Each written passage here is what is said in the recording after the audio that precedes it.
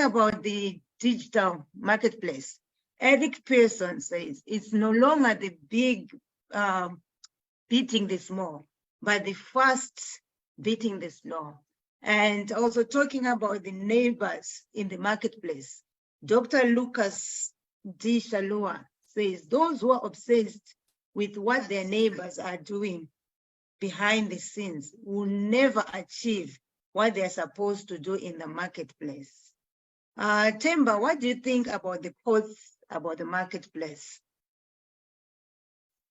I think they're very interesting quotes, Tafadzwa, and I'll give you a quote of my own. But just to make sure that our audience is very clear about what we'll be talking about today, we're talking about the marketplace, and our definition of a marketplace is, let's use the word arena, an arena of commercial dealings. And they are very, there are many types of marketplaces. There are different kinds of marketplaces. You can talk about a job marketplace. You can talk about an investment marketplace. You can even talk about a marketplace where people do business, or even a digital marketplace where you are doing business. So our discussion today will talk about how to win in any of your chosen marketplace, and also including relationship marketplace, because if you're in the market for a relationship, that's a marketplace on its own. And so our topic today is quite broad, it's quite general. We're talking about how to win in any of your chosen marketplace. I believe that there are principles that we can apply to win in those marketplaces. As we go throughout this discussion, Tafadzo, I will give you case studies, particularly of businesses that have won in their chosen marketplaces.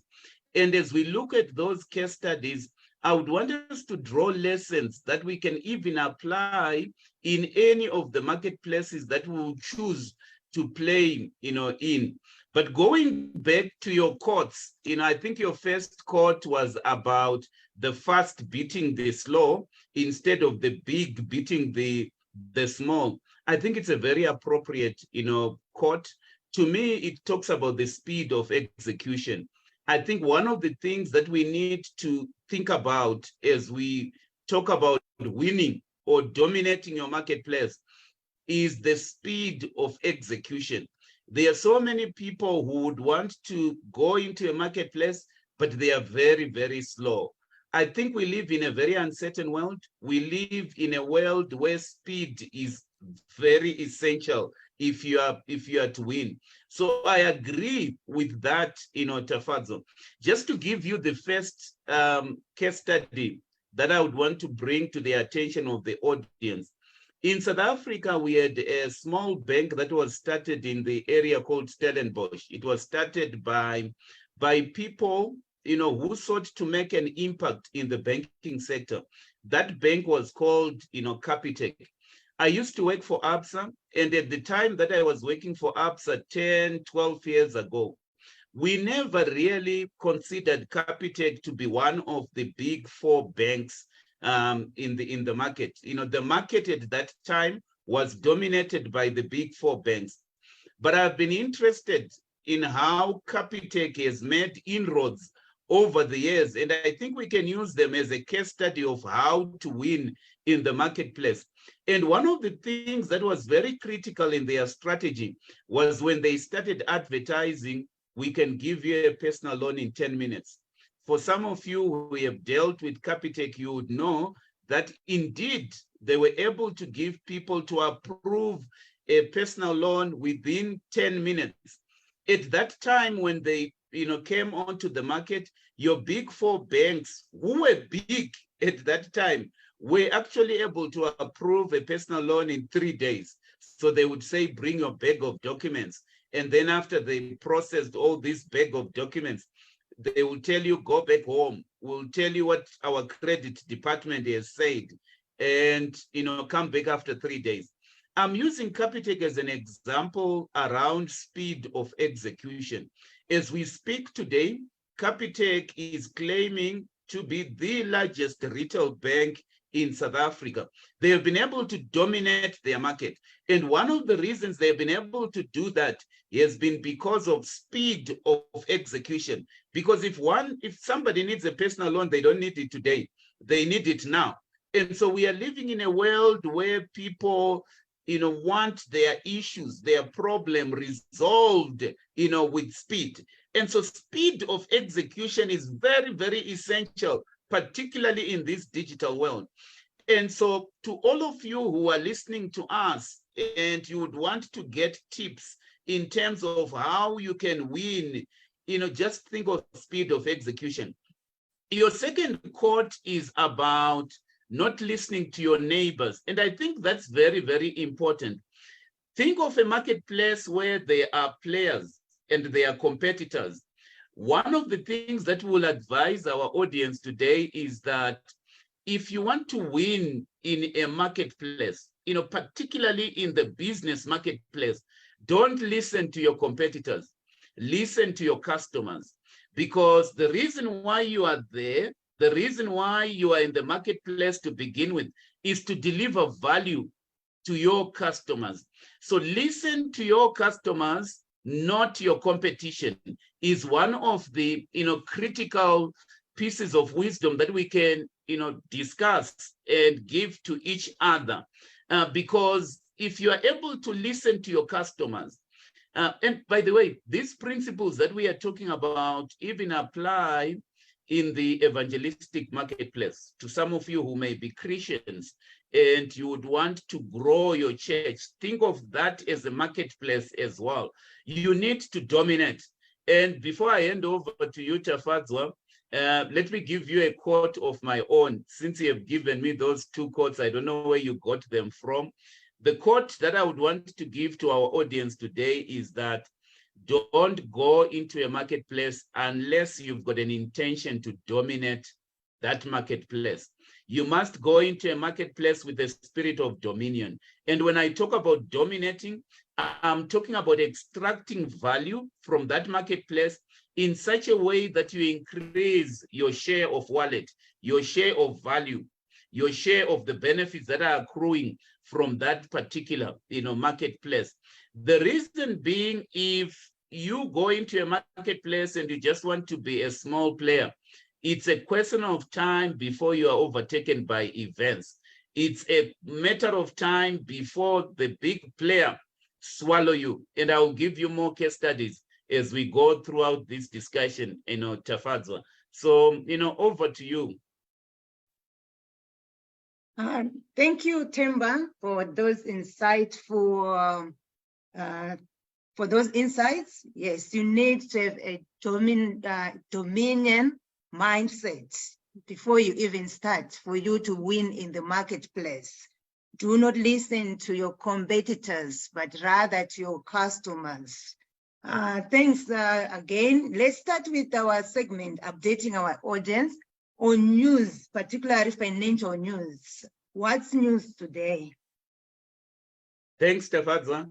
I think in this week there have been, many pieces of news, but I want to focus on the theme of food prices.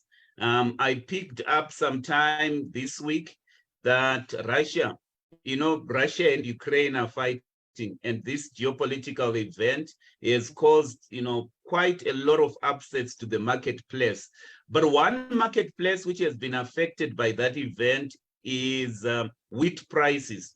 Tafadzwa, you may or may not know that some time ago, Russia agreed to allow, these ships that are carrying wheat, because Ukraine produces quite a lot of wheat.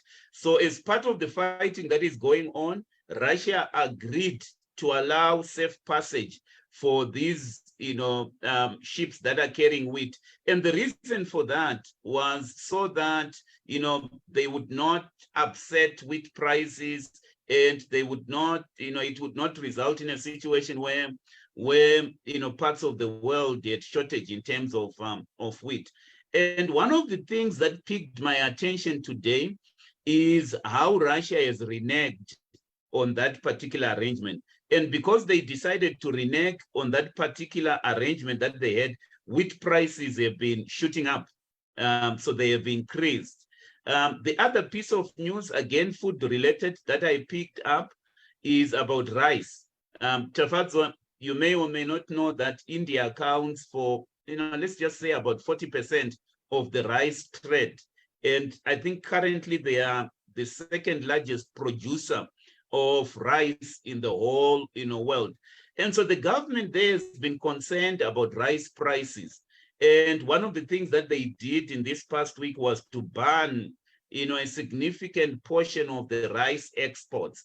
And that banning of the exports has also resulted in rice prices going up. So why am I talking about this piece of news? Is because I think for the next decade, food prices will continue to be a theme. And although inflation is moderating and is coming down in most parts of the world, in countries that matter, I think we're going to see food inflation being stubborn. And strategize however you would want to strategize from that piece of news. But what I'm telling you is that in this for the next decade, food prices will continue to be a real theme. So if you are financially astute or you are somebody who is interested in trends, I think it's very important to try to be self-sufficient. Even if you are running a country, it's very important that we pay particular attention to agriculture and we try to be in our own way, self-sufficient, because food inflation will continue to be a theme. Let's talk about local news. We are broadcasting from South Africa, and there are two pieces of news that I would want to zero in on. The one piece of news is what we received, on Thursday, that inflation has reduced in South Africa. I think it's gone down to 5.4%, which is like the lowest that it has been in the past 19 months. And that's very, very good news, by the way. It's the kind of good news that resulted in the Monetary Policy Committee, again on Thursday, keeping interest rates at the same level. You would note, Tafadzo, that interest rates have been rising in South Africa, for the whole of last year. And it's been a huge concern in South Africa how interest rates have been going up. But it seems that because inflation is moderating, we're sort of coming to the end of that interest rate hiking cycle. The Reserve Bank in South Africa, the governor was asked in the media briefing whether we've come to the end of the hiking cycle. And he was quite emphatic, no, we haven't. We've just decided to keep, rates, constant at that particular, moment. But my feeling is that probably we might have one, 25 basis points hike, but then we've sort of come to the peak of the hiking, season. So what does that mean to our audience? I think what it means to our audience is the same kind of advice that we gave at the beginning of the year. Please pay off your debt. It's very, very important for you to pay off your debts. The one thing that is concerning, though, from an economic point of view, and even from a global economic point of view, I've drawn attention to the food prices, but I would also want to draw attention to the lack of growth in the economies. And I'm focusing particularly on South Africa. If I look at the growth projections, I think in 2023, the South African economy will, grow by, just over 0%. I think the projections that came out of the central bank was something like 0.4%. If you think about how the population is growing in South Africa, it's growing, north of 1%, but the economy has not been growing, enough. And added to that is that inequality is worsening, as well. So it becomes very, very important that whoever is listening to us resolves to take their own economic destiny into their hands. Because in all likelihood, unless you make a decision to go into a particular marketplace and dominate it, including the job marketplace, the business marketplace, I think you're going to see yourself in a situation where the economic pie is shrinking, the population is increasing, and inequality is also increasing at the same time. That's why it becomes very important that in our dealings within the marketplace, we have this dominion mindset that we'll be talking about, and we put into practice some of the principles that we'll be talking to each other about, because I believe that those principles are very practical, they are very realistic, they are proven, because they are case studies that we can give to each other, which validate the principles that we'll be talking about. So those are the pieces of news that I would want to draw attention to. Food inflation is going to be stubborn. Growth is a concern in the world, particularly in South Africa. Where are we going to get the growth from? Because if we don't get the growth, and if inequality worsens, I think we're going to see lawlessness, protests, social unrest being heightened in this country. Over to you, Tafadzo.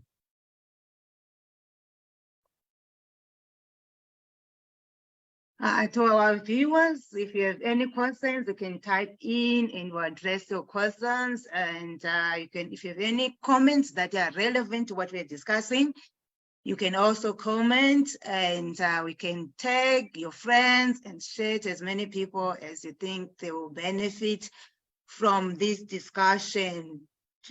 Let's go into the topic of today. Themba, how do we win in the marketplace? So as I indicated, Tafadzo, there are principles that we can apply in order for us to win. And I will talk about 3 principles, and I will summarize my principles by using the letter V. So I will basically be talking about 3 V's to enable us to dominate in the marketplace. Let's talk about the first V, Tafadzo, and it doesn't matter what marketplace we're talking about here. The first V is value. It stands for value. I believe that as you go into any particular marketplace, particularly if you're a businessman, you must have a strategy to deliver value in that particular market. You must have a well-articulated value proposition to that particular market that you are dominating. It doesn't matter whether you start as a small player, because sometimes we're just intimidated by how big the market players are in our chosen marketplace. Let size not intimidate you. Let credibility not intimidate you. If ever you will hear anything from me today, because sometimes we are intimidated by track record, the track record that people have had in that particular marketplace. Think about David facing Goliath. David did not have credibility as far as warfare is concerned, at least at that stage. But on the other hand, Goliath had quite some credibility. He had a track record.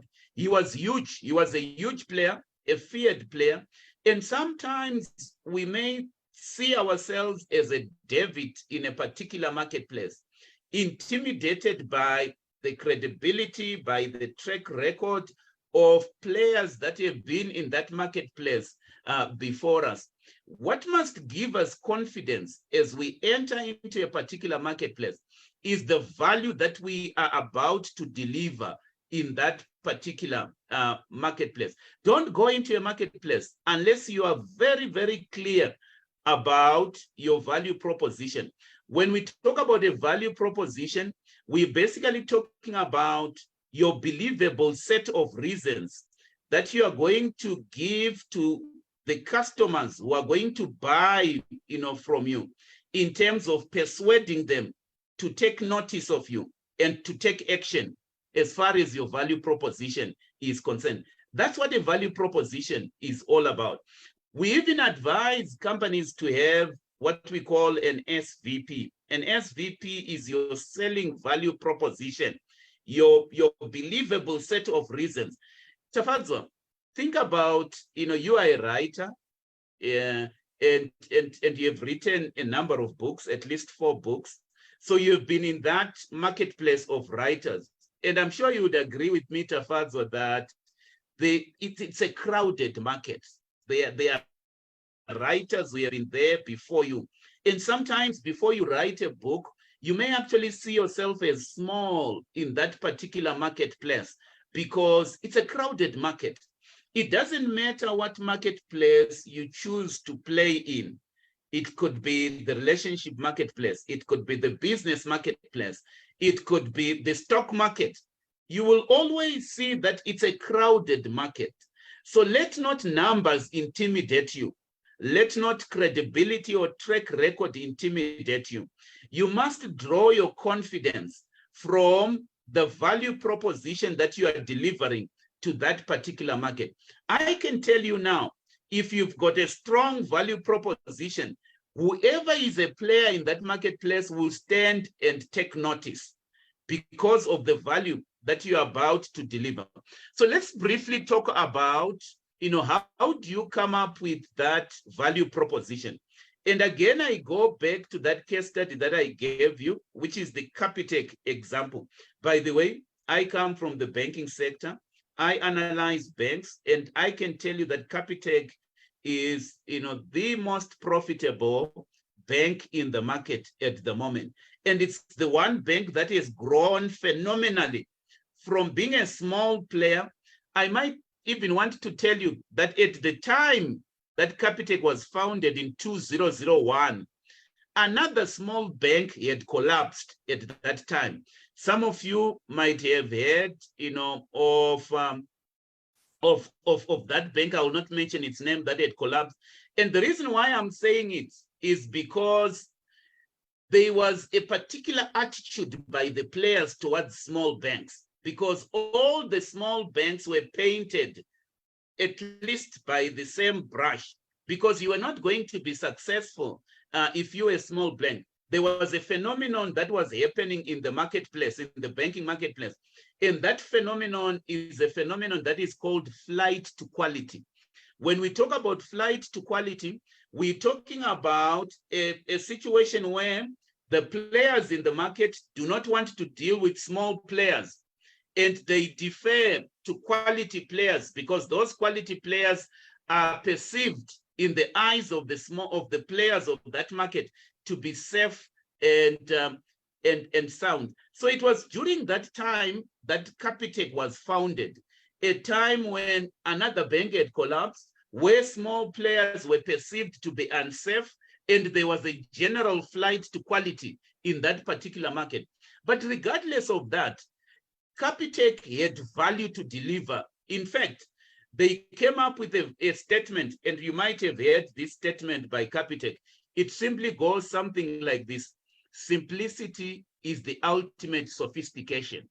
Capitec realized that most of the banking products that these big banks were selling in the market were so advanced to such an extent that the players did not even understand.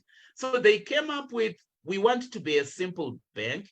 We will give you simple products. We will give you low bank charges that you can understand. And indeed, people understood, so their value proposition was simplicity is the ultimate sophistication, right?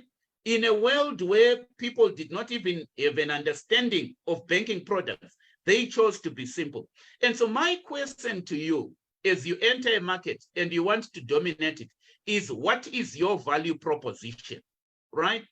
And when we're talking about a value proposition, we're talking about something that you need to take some time thinking about. And I will give you 3 things that you need to consider as you craft your value proposition. The first thing that you need to consider is you need to identify a specific problem that is being dealt with by the specific audience that you want to sell in that particular marketplace. I can tell you now, whoever you would want to transact with in a marketplace has got a specific problem. that needs to be solved by somebody.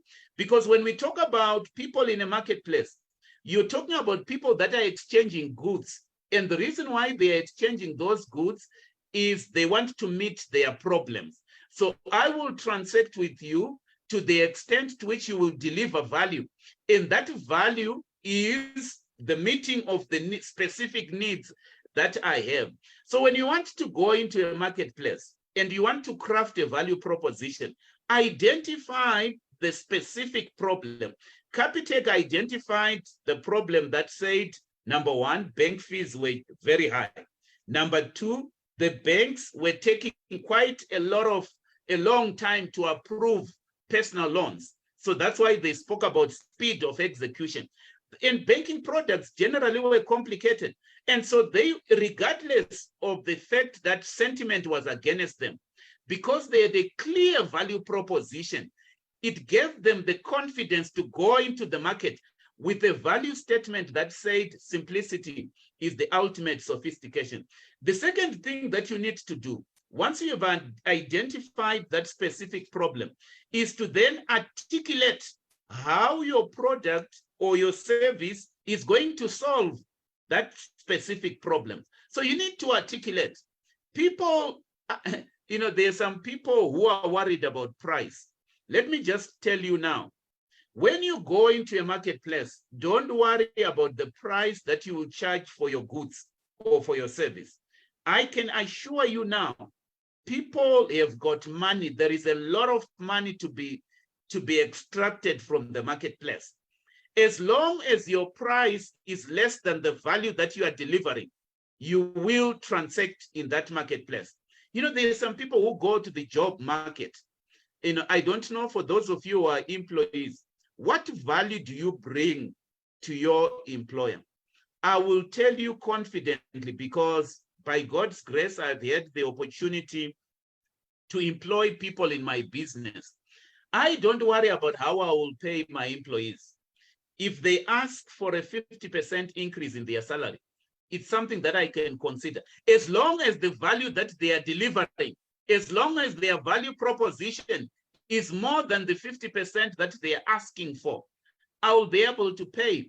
But if somebody comes to me and I'm a business owner and we are transacting in this job market and they are asking for a 10% increase when their value can be delivered by a machine at a cheaper cost, I'm not going to give you that 10% increase. Why? Because there is not much value that you are delivering. And so the first V, which will cause you to win in the marketplace, is the value proposition. So I've spoken about identifying a specific problem. I've spoken about articulating how your product or your service will solve that specific problem. And then the third thing is communicating to the audience the specific intangible and tangible benefits that your solution is going to give, to the marketplace. So how do you win? Communication is very important. Being visible in the marketplace. And so in this crowded market, you need to stand out. You need to be recognized, as being a brand that will deliver value. And part of what will cause that brand recognition is your ability to communicate, your ability to stand out. It could be through advertising. And so social media has been very good to us because it gives us the ability to communicate our value proposition in cost-effective ways. And so we need to leverage on these technologies that we have, because if nobody knows you, if you don't have social media presence, if you're not communicating to that audience that you have chosen in that marketplace, guess what? You do not exist at all. And so that becomes very important. Not only must you have value, but you must make noise about it. You must communicate to say this. And when you communicate, don't communicate in the marketplace in your own language. Communicate in that marketplace in the language of your customers so that they know, because there are people who communicate to you and they are speaking their own language and they want to transact with you so that they benefit. and there isn't any benefit to the customer. I'll give you one example before I hand over to Tafadzo. Somebody was selling a holiday product, to me. I was about to buy this holiday product until they said to me, Themba, if I make this sale, I'll be the top salesperson in my company. And so I'm left with only one sale to make. Then I will be recognized and I'll be able to go abroad. Please. And they were almost begging me to buy this particular product so that they can go on holiday, so that they can be recognized as the top salesperson. That's when they put me off, because I said to myself, if we have to transact so that you benefit, what's in it for me? Because you need to understand that people buy on the basis of their needs being met, not your needs being met. And so if we transact in the marketplace on that benefit, so that we can demonstrate to the players in the market what's in it for them if they are able to transact. And the same is applicable even in the relationship marketplace, right? I cannot enter into a marriage with somebody who is not going to deliver value to me. I will not enter into a marriage with somebody who is all about having their needs met and not meeting my needs. And so we need to understand that part of dominating the marketplace is delivering value. And once your value is articulated in a value proposition, which is this statement that I have spoken about, which contains the believable set of reasons, then you can charge any price because you are believable. You are going to deliver value in those people in that particular marketplace. Over to you, Tafadzo. Thank you very much, Themba, for that. Yes, even you mentioned that I'm a writer. Yes, even when I'm writing a book, you start from what's in it for them.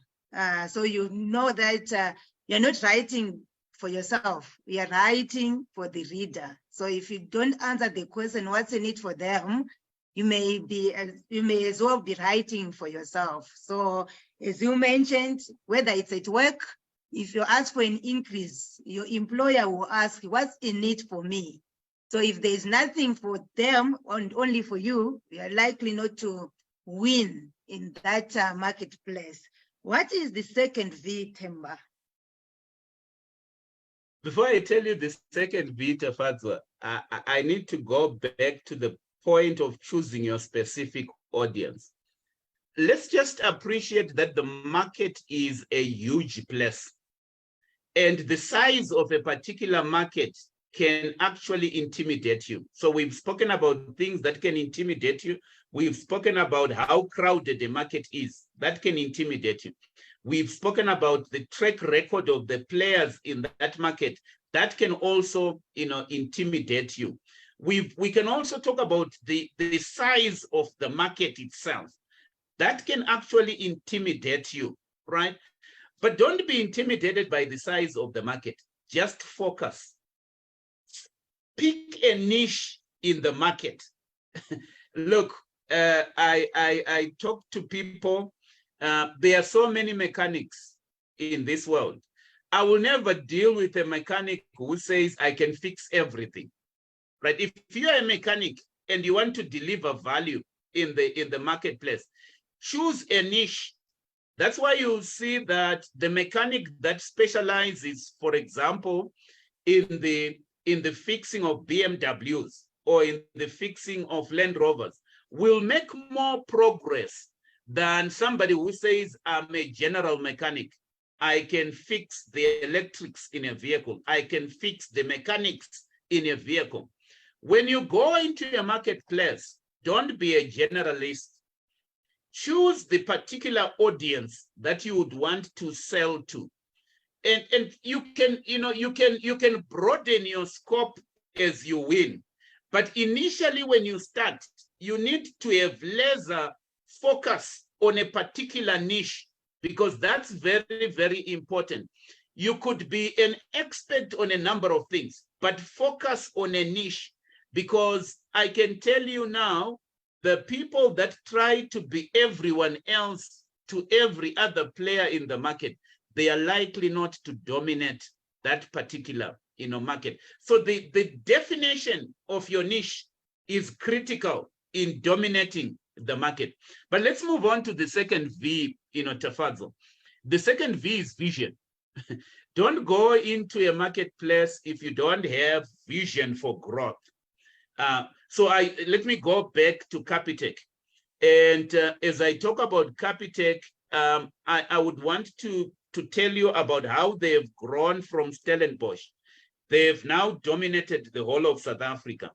In terms of customer numbers, they are reporting that they've got something like more than 15 million customers on their book. Now, how does one grow out of Stellenbosch to having in excess of 15 million customers and be the biggest retail bank in South Africa in the number of years that they've had? That's vision. Vision to dominate. If I were to use another business term, I would use the term scaling your business. So you start small and then you need to scale your vision, scaling up your vision. Most people start small, but they never grow beyond being the small operations that they are. They have never learned the tools of leverage. So when we talk about vision, we're talking about employing certain tools of leverage. And we can talk about so many tools of leverage that you can employ. But one of the tools of leverage that you can employ is creating a system, a business system and a model of operation. I have seen people going into a market. They have got a value proposition, but they don't have a system and they don't have, tools of leverage for them to be able to grow and to dominate. Think of a company like, Uber. Uber is a very good example of a company that started and they realized what was the specific, the specific need that they were fulfilling, here. The need had to do with high prices of taxis. The need had to do with, you could only get taxis from a particular location. And so the tool of leverage that they employed was technology. The thing that they did for a number of years, Uber never made money. They were a loss-making company, but they were interested in dominating that particular market and growing geographically to all countries. They had a vision of growth to dominate, that particular market. Let me just tell you something which is very important. When you go into a market with a value proposition, you are not the only person in this world who's got that idea. There are so many other people who've got that idea. Right from the time that you go to the market, you must know that you've got a window of opportunity to dominate that particular market. And if you have first mover advantage, you must have a vision to quickly dominate that particular market before even the other players, move in. And that's what I call vision. Some of the people that I deal with have got great ideas, but what they are missing, the ingredient that they are missing, is the ingredient to dominate with a system. And another case study that we can give each other is about McDonald's. Tafadzo, McDonald's is not the only company that manufactures burgers, but their genius is about coming up with a system. They came up with a system and they trained everyone on the system of producing burgers because they realized the need. And the need was people, when they need food, they need it fast. So the burger is to be produced fast because the vehicle is in the queue. They need the burger very fast. So they came up with this system, and their system was very simple. Let's produce burgers in the shortest possible time so that the customer can have their burger, in the shortest possible time. And let's locate our outlets in very strategic places. That was the system. And it is that system of franchising and growing beyond even America. Now, if you go to any country that matters, if you see a country that does not have a McDonald's outlet, then that country does not matter under the sun. But any country that matters, there will be a McDonald's. The reason why I say so is because even in the world of economics, people sometimes want to compare currencies by talking about what they call the McDonald's, burger index. The index of a burger is how much the same, burger is costing in London compared to how it's costing in South Africa. And we can use that, Big Mac index as an economic, metric. And that's how McDonald's have been able to do it. And so we are giving each other ideas of how to win in your chosen market. You will not win in your chosen market if you don't have a vision to dominate, a vision to scale up your business. And during the growth phase of your business, you must be prepared to sacrifice. And McDonald's, were, some of the first people to come up with this system of franchising. And the reason why they came up with this system of franchising is because they wanted to conquer the world. And to conquer the world, they focused on beggars. They didn't want to do everything else under the sun. And we can use the same principles. So the second V, Tafadzwa, is vision. Being able to have a grand vision. Going beyond just being the champion of your village to being the champion of the whole world. Vision is very, very important. And even in the Bible, Tafadzwa, when Abraham was called, God said to him, look up the sky. Can you number the stars? And the reason I believe why God had Abraham look into the stars, into this sky, was to make Abraham's vision grow so that he could scale up his vision from being somebody who had just come from a small, location. So have a vision to dominate. I think we've got that power, that strength to be able to dominate. That's my second V, Tafadzwa. Over to you. That's powerful. I almost jumped from my chair. I'm quite inspired. Don't be a champion of your village. You have a vision to be a global, to have a global vision. Thank you very much. I feel inspired. I really feel inspired to have a vision to grow and to grow beyond my imagination. What would be the third V, Themba? Thanks, Tafadzwa. I'm actually glad that you are inspired, because that's the whole idea. I go to other, Tafadzwa, we are in South Africa. Years ago, we used to have what is called corner pharmacies. These pharmacists, you would qualify as a pharmacist and you would establish your own pharmacy in your village.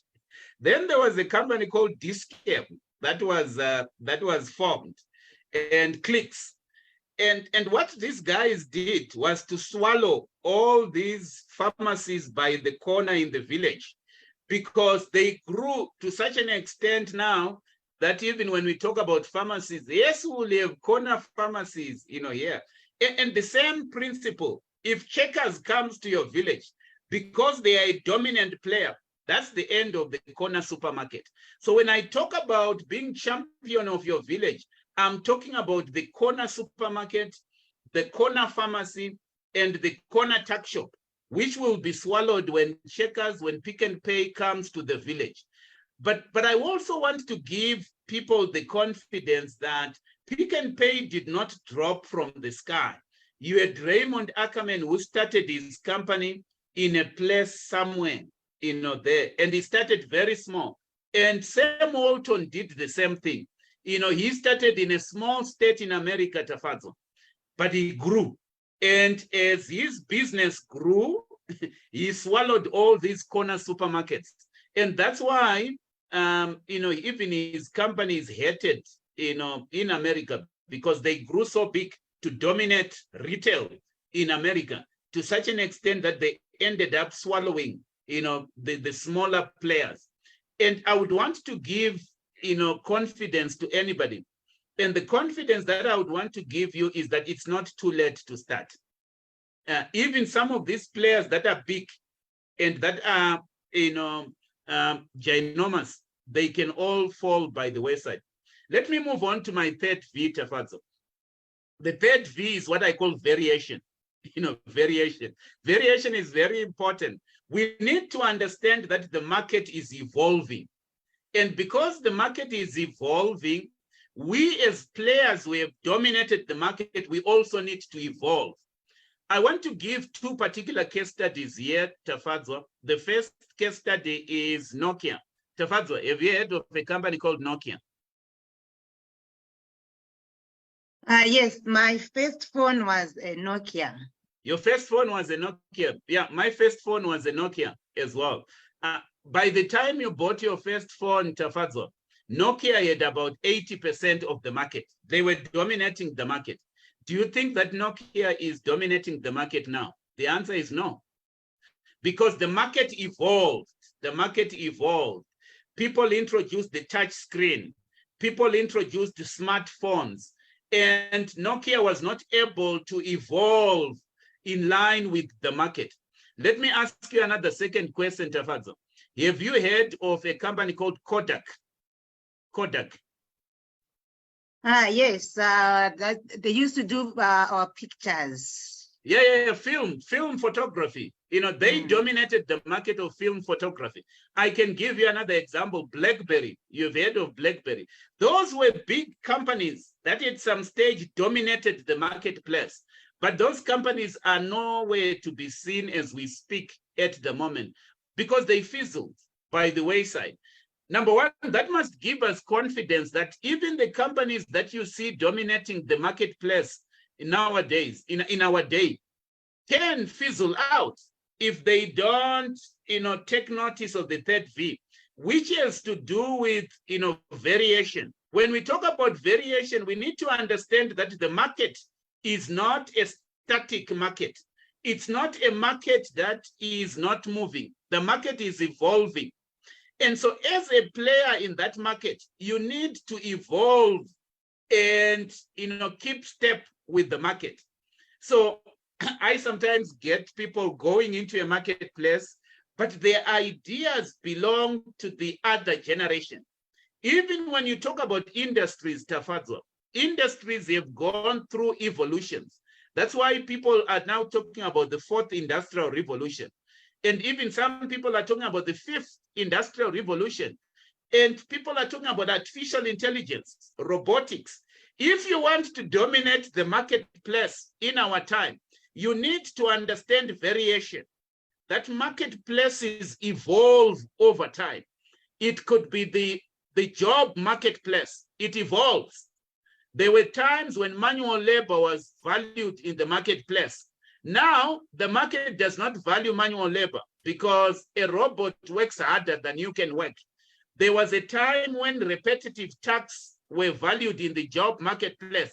Now, a robot can do repetitive tasks more than you can do. The market has evolved, and markets do evolve, and we need to understand variation. So to explain this concept of variation to you, Tafadzo, think of COVID. COVID, the pandemic, the disease. When people were trying to deal with COVID, suddenly we got to understand that the virus had mutated. There was another variant of COVID. And, for the time that we were dealing with COVID, this thing went through different, variants, because, the thing about it, Tafadzo, is that if you have the COVID virus, the virus, the first time you appear, there are people who've got the medicine to deal with you, right? If you don't evolve, you'll be extinct. So what COVID decided to do was, oh, you've got the medicine to deal with me, I'll give you another variant. And so the medicines that had been manufactured to deal with the initial variant were no longer effective. And so we need to understand that the marketplace is like that. And we need to understand variation. And so it becomes very important for whoever wants to be in the marketplace and to dominate the marketplace. They need to understand variations, that, you know, industries go through transitions. Industries go through transformations and evolution. That's why we coining this term, you know, variation. We're basically talking about the ability of a market player to evolve, their ability to innovate. And so if you are a business person, you need to evolve, you know, with the time. And you can apply this concept of evolution in every area of the marketplace. We don't have time to do that, but I think variation is something that we must understand. You will not dominate. That's why, you know, Apple will sell you a product and they will call it iPhone 1. Before you are even used to, you know, using this iPhone 1, they bring iPhone 2, iPhone 3. And, you know, who knows, maybe we'll have iPhone 1000. It's variation. That's variation. Because if they stop at iPhone, whatever, you know, because we need to understand that products have got a life cycle. Whatever product you come with to the market, it has got a life cycle. The reason why it's got a life cycle is because other players will copy you.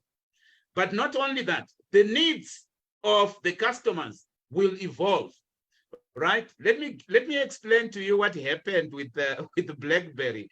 The CEO of BlackBerry was interviewed this other time, and the interviewer, who was an analyst, said to the CEO, "Are you also going to introduce this touch screen technology, which Apple has introduced? Because the customers, you know, seem to prefer touch screen."